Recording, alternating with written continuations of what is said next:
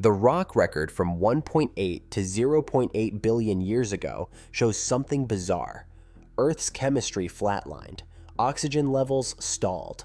The fossils show the same simple spheres for a billion years. Scientists call it the boring billion, a time when evolution seemed to freeze. But the label is misleading. While the planet's surface chemistry stayed locked in place and life remained visibly unchanged, cells were quietly undergoing the most important revolution in evolutionary history. The environment had created a ceiling that couldn't be broken, and beneath that ceiling, life was engineering the tools to shatter it. Between 1.8 and 0.8 billion years ago, something extraordinary happened on Earth. Almost nothing. Geologists drill cores from ancient rock, extracting samples that span millions of years. They measure carbon isotopes, the chemical signatures left by life's interaction with the atmosphere and oceans. In younger rocks, these isotopes swing wildly. They track ice ages, mass extinctions, and the rise and fall of oxygen. But in rocks from this middle stretch of the Proterozoic eon, the carbon isotope curve goes flat. For a billion years, it barely moves. This flatness is the signature of stasis. The global carbon cycle, the balance between photosynthesis, burial of organic matter, and volcanic release, had settled into equilibrium. There were no booms in biological productivity, no crashes, no disruptions. The climate was equally stable. Before this period, around 2.4 billion years ago, Earth had experienced the Huronian glaciations, icy episodes triggered by the first rise of oxygen. After this period, around 0.8 billion years ago, the planet would plunge into the cryogenian snowball Earth events, where ice may have covered the entire globe. But during the boring billion, there were no glaciations. The sun was 15 to 20% fainter than today, but greenhouse gases, likely carbon dioxide, kept the planet warm enough. For a billion years, the climate held steady. Oxygen levels had risen dramatically during the Great Oxidation event around 2.4 billion years ago, transforming the atmosphere from a methane-rich haze to one where oxygen molecules could accumulate.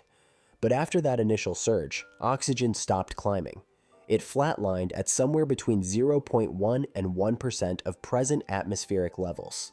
The rise had stalled. The fossil record added to the sense of stagnation. Paleontologists find structures called acritarchs, organic walled cysts left behind by early eukaryotic algae. For a billion years, these fossils show almost no diversity. The same simple, spherical forms appear again and again. No new shapes, no experiments in size or ornamentation, just monotony. Martin Brazier, a paleontologist who spent years studying this interval, coined the term boring billion. It stuck. And on the surface, the evidence seemed to support it.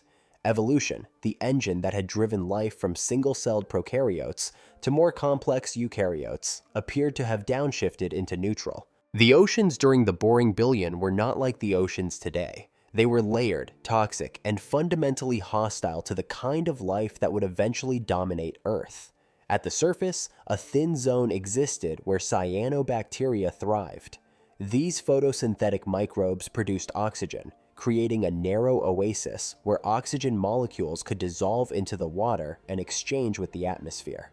This surface layer may have been only tens of meters deep, a sliver compared to the thousands of meters of ocean below.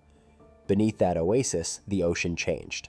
The vast majority of the water column was anoxic, completely devoid of oxygen. But the absence of oxygen was not the worst of it. The deeper and mid-depth waters were euxenic, meaning they were saturated with hydrogen sulfide. Hydrogen sulfide is the gas that gives rotten eggs their stench. In high concentrations, it is lethal to most forms of life. It reacts with iron in cells, shutting down respiration. It poisons enzyme systems. For organisms that had evolved to use oxygen, hydrogen sulfide was a chemical nightmare. This hydrogen sulfide was produced by bacteria living in the sediments at the ocean floor. These microbes thrived in the anoxic depths, using sulfate, abundant in seawater, as an energy source and releasing hydrogen sulfide as waste. With no oxygen to react with and neutralize it, the gas built up. It diffused upward, turning the mid-depths into a toxic zone. This configuration is known as a Canfield Ocean, named after geochemist Don Canfield, who developed the model. Instead of the familiar blue of modern oceans, the water may have appeared black in the depths, or a milky turquoise where sulfide-loving bacteria bloomed. The ocean was stratified into chemical layers, each with its own microbial community, and none of them hospitable to the kind of complex life that would come later. The toxicity was only part of the problem. The euxinic conditions created a nutrient trap. Molybdenum is a trace metal essential for certain enzymes. One of the most important is nitrogenase, which allows bacteria to fix nitrogen, to convert inert atmospheric nitrogen gas into ammonia, a form that other organisms can use. Without molybdenum, nitrogen fixation collapses. Without nitrogen fixation, productivity plummets. In an euxinic ocean, molybdenum doesn't stay dissolved in seawater. It binds with sulfide and precipitates out, sinking to the sediments where it becomes unavailable. The ocean was starved of molybdenum. Phosphorus, another critical nutrient, was also scarce. Low oxygen and sulfidic conditions favor the burial of phosphorus in sediments rather than its recycling back into the water column. With both nitrogen and phosphorus in short supply, the biosphere was stuck in a vicious cycle. Low nutrients meant low productivity. Low productivity meant less organic matter sinking to the seafloor. Less organic matter meant less oxygen demand from decomposition, so the deep ocean stayed anoxic. The anoxic sulfidic state persisted. The cycle fed itself. Prokaryotes, bacteria, and archaea dominated this world. They were perfectly adapted to it. Anoxygenic phototrophs, like purple bacteria, thrived in the sulfidic zones. Unlike cyanobacteria, which split water molecules and release oxygen during photosynthesis, these bacteria used hydrogen sulfide as their electron donor. They consumed the very gas that made the ocean toxic to other life, releasing elemental sulfur as waste. They didn't just tolerate the conditions, they depended on them. The biosphere was in equilibrium, the environment selected for organisms that could survive in a low oxygen, high sulfide, nutrient-starved world. And those organisms, in turn, reinforced the conditions that kept the environment stable. The euxinic ocean was a self-perpetuating system, and its most insidious feature was the way it choked off the nutrients life needed to expand. Molybdenum scarcity didn't just limit nitrogen fixation, it throttled the entire base of the food web. Nitrogen is a building block of proteins and nucleic acids. Without a steady supply, cells cannot grow or reproduce efficiently. The bacteria that could fix nitrogen were the bottleneck, and the bottleneck was jammed shut. Phosphorus scarcity compounded the problem. Phosphorus is part of the backbone of DNA and RNA. It's a key component of ATP, the molecule cells use to store and transfer energy. Phosphorus cycles through ecosystems when organisms die and decompose, releasing it back into the water. But in a low-oxygen sulfidic environment, phosphorus gets locked into iron minerals in the sediments. It drops out of circulation. With both nitrogen and phosphorus in critically short supply, biological productivity remained low. The carbon isotope record reflects this. The flat curve isn't just a sign of stability, it's a sign of starvation. The biosphere was running on fumes, unable to ramp up production because it lacked the raw materials. This nutrient famine had consequences for eukaryotes, the more complex cells that had emerged before the boring billion began. Eukaryotes are larger and more metabolically demanding than prokaryotes. They require more resources to build and maintain their cellular machinery. In a nutrient-starved ocean, there was no advantage to being big or complex. The environment punished it. So eukaryotes, despite having evolved, could not diversify. They survived in narrow niches, perhaps in the thin oxygenated surface layer or in shallow coastal waters where conditions were slightly less hostile. But they couldn't expand. The fossil record of acritarchs reflects this constraint. The same simple spheres, over and over, because anything more elaborate required resources the ocean couldn't provide. The supercontinent Columbia, which had assembled around 2 billion years ago, dominated the early part of the boring billion. Its long, stable existence may have contributed to the nutrient trap. With less active rifting and mountain building, there was less erosion. Less erosion meant fewer nutrients washing into the oceans. The system stayed locked. Around 1.5 to 1.4 billion years ago, Columbia began to break apart. This rifting more than doubled the length of shallow continental shelves, new coastal zones where water was shallower, warmer, and potentially more oxygenated. These shelves may have served as incubators for early eukaryotes, providing slightly better conditions than the open ocean. But the broader geochemical system remained unchanged. The nutrient famine persisted. The pieces of Columbia eventually reassembled into a new supercontinent, Rodinia, around 1.1 to 0.9 billion years ago. The tectonic cycle continued, but the ocean stayed toxic and starved. The lid remained on. In this constrained world, a singular event changed everything. An archaeal cell, a type of prokaryote, engulfed a smaller bacterium. Normally, the larger cell would have digested it, but this time it didn't. The bacterium survived inside the host, and the two cells formed a partnership. This event is called endosymbiosis. The smaller bacterium became the mitochondrion, and the partnership gave rise to the eukaryotic cell. The bacterium that became the mitochondrion was a specialist. It was adapted to use oxygen, even trace amounts, to extract energy from organic molecules through a process called aerobic respiration.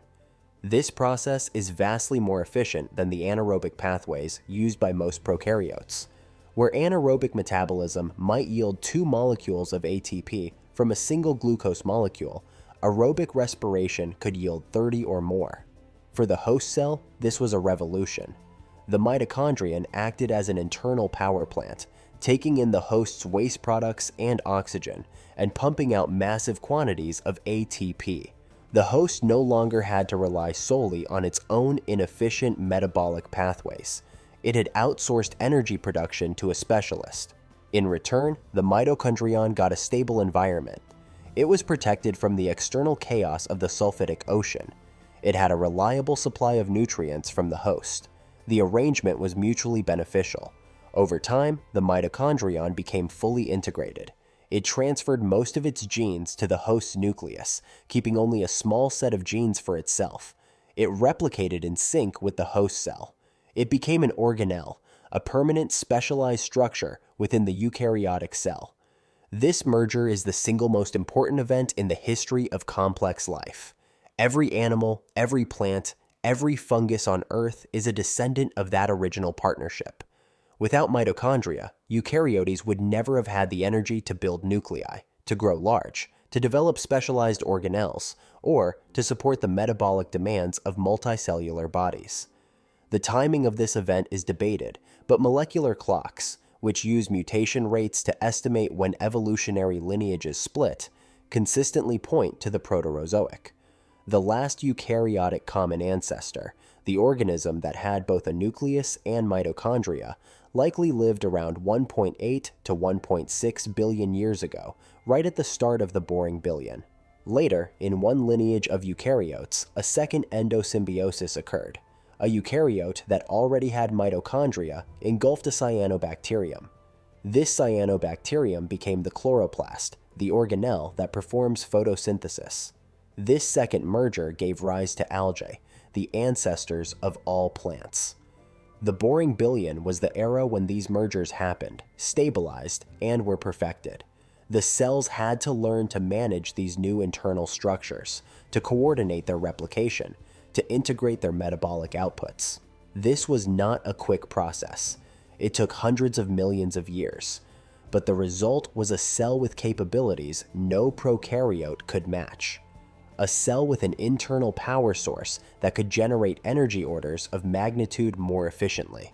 A cell that could, eventually, build the complexity needed for predation, for sex, for multicellularity. With mitochondria providing surplus energy, eukaryotes began to innovate. The innovations were invisible in the morphological fossil record, but they were recorded in the genome and in molecular fossils. One of the most significant innovations was sexual reproduction. Prokaryotes reproduce by cloning themselves. A single cell divides into two identical daughter cells. This is fast and efficient, but it offers no genetic variation. Every offspring is a copy. Eukaryotes invented meiosis, a form of cell division that shuffles genes. Two parent cells contribute genetic material, and the offspring receives a mix of both. This creates variation in every generation. Traits that were separated in the parents can be recombined in new ways in the offspring. Sexual reproduction dramatically accelerates evolution. It allows populations to explore a much wider range of genetic possibilities.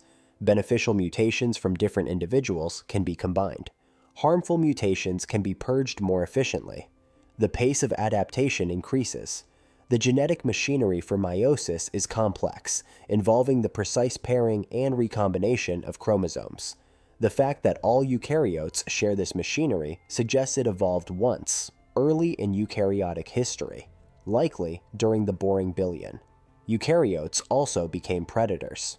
Their flexible cytoskeleton, a network of protein filaments inside the cell, allowed them to change shape. They could extend pseudopods, membrane-bound protrusions, to engulf other cells. This is phagocytosis, and it's how eukaryotes hunt.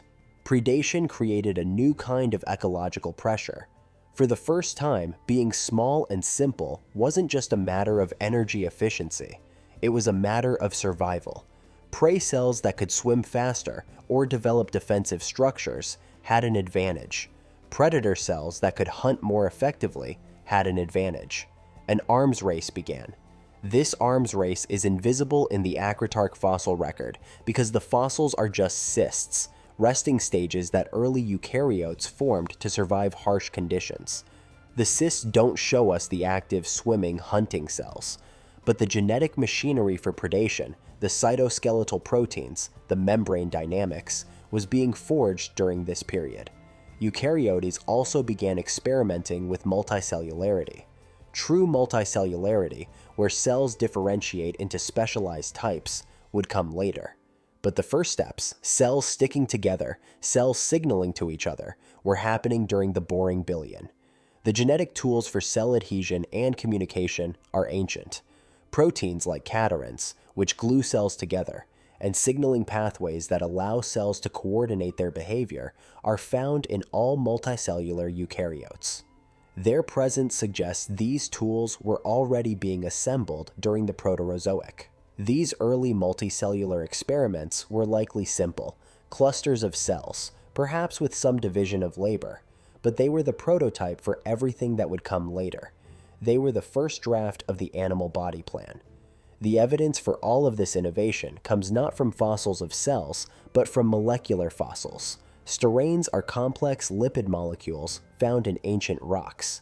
They are the breakdown products of sterols, like cholesterol, which are only produced by eukaryotes. The synthesis of sterols requires oxygen and a lot of metabolic energy. The presence of steranes in rocks from the Boring Billion is proof that eukaryotes with sophisticated, oxygen-dependent metabolisms were alive and active. Genomic clocks provide additional evidence. By comparing the DNA of modern eukaryotes and calculating how long it would take for their genomes to diverge, scientists can estimate when major evolutionary splits occurred. These clocks consistently point to the Proterozoic as the time when the major branches of the eukaryotic tree, animals, plants, fungi, began to diverge. The Boring Billion was not a time of evolutionary stasis. It was a time of hidden internal revolution.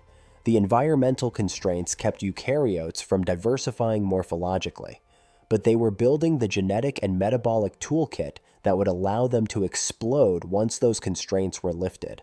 The Boring Billion ended not with a gradual shift, but with a cascade of events that fundamentally transformed the planet.